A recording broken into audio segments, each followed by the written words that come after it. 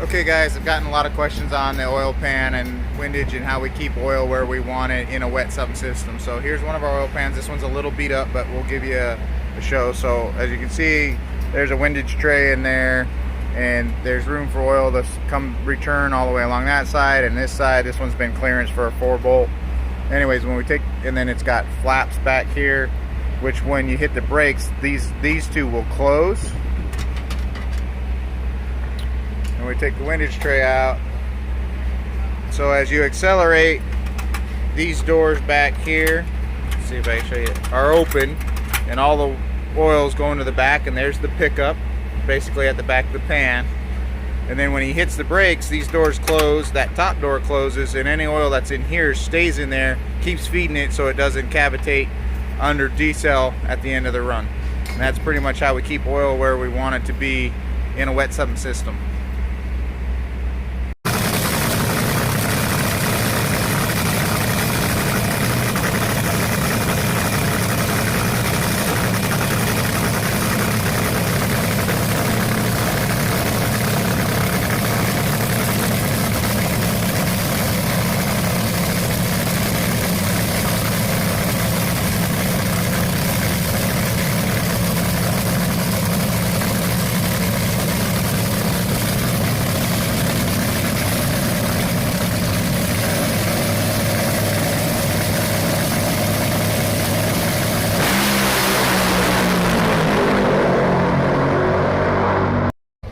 Rolling up for Q2 in Houston, which the weather is actually cooperating, which is surprising us all. So we're going to get both hits in, it looks like.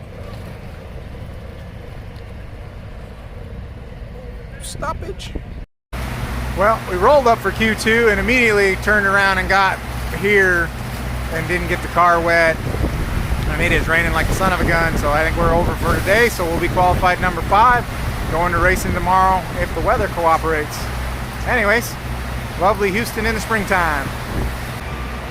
Well, they went ahead and called the racing for today, so we qualified number 5, and we'll get after it tomorrow, hopefully.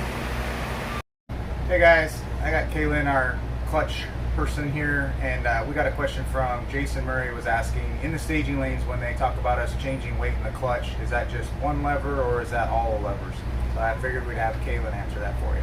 Alright, so when we add weight in the staging lanes, most generally we're adding it to the primary levers, and those levers are engaged throughout the entire run, so we're married to the weight that we put on those levers from the burnout all the way to the finish line. Generally we just add it to balance the cover and make sure that the rotating weight is equal across the cover, but we do add weight to the secondary levers as well when we need to, and when we do that, we do add or take it away from specific levers because they come in and out of play during the run. That's it. Thanks, Kaylin. Absolutely. Keep your questions coming, guys. Hey, we got another clutch question from Robert AU, and we're going to let Kaylin answer that for you. Alright, so the question was, how long do clutch discs and floaters last? So on average with clutch discs, we get 2 to 3 runs out of a disc. We do run new discs and used discs in the pack. And our steel floaters, we only get 1 run out of them, and we actually scrap them after that. They become too warped to reuse them. And in between the services, that was the other question on what exactly we do. Everything is pre-prepped and ready to go. So we pull everything all the way down to the flywheel out of the car. We put a brand new clutch pack in, a brand new flywheel, and a freshened up cover and pressure plate into the car. And we set the pack gap, set our bearing, and put the bell housing in, and we're ready to go for the next round. All right. Thanks, Kaylin. Appreciate it. Okay, folks. We're headed up for E1 on Sunday. Been a little damp, really humid down here in Houston, but looks like we're going to get it off today, hopefully. So, anyways. Do me a favor. Oh, sorry, you're all right. Here we go. We're racing Artie Otten in round 1. Hopefully we can do what we're supposed to do and come back for round 2.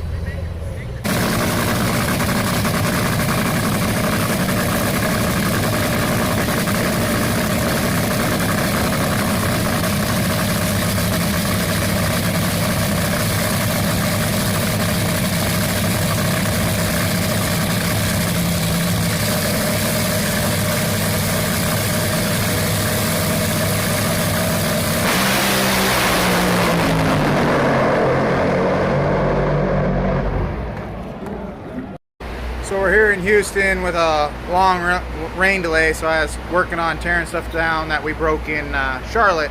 And the E1 in Charlotte that we won, this is what the motor looks like now as I start to tear it apart. I just started, but that, my friends, isn't any good. So I got to get it all tore apart to salvage what we can out of it, but she was obviously not a happy girl. So we're still tearing this motor apart that we blew up in Charlotte, and it's pretty rough. It knocked out 6 rods out of the 8. That's a rod, kind of, but not attached. This is what the oil pan looks like just as I kind of removed it off the motor.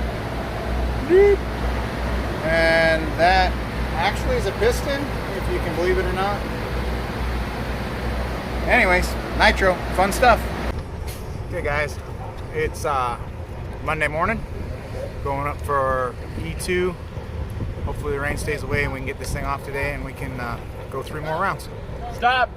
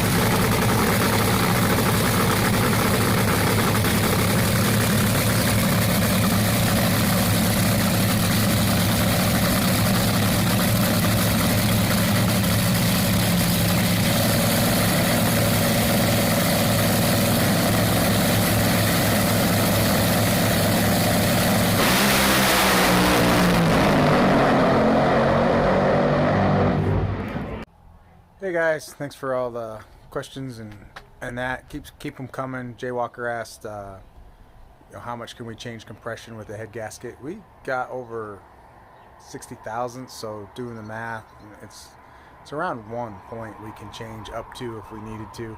And definitely running a thinner head gasket in Denver. Sometimes we even run a different piston in Denver to bring up the compression because of the thin air. But a lot of it, we can change compression ratio, but we can also change blower overdrive. So, elevation changes don't hurt us quite as much as it does something like a naturally aspirated, because we can just put more blower to it if we need to.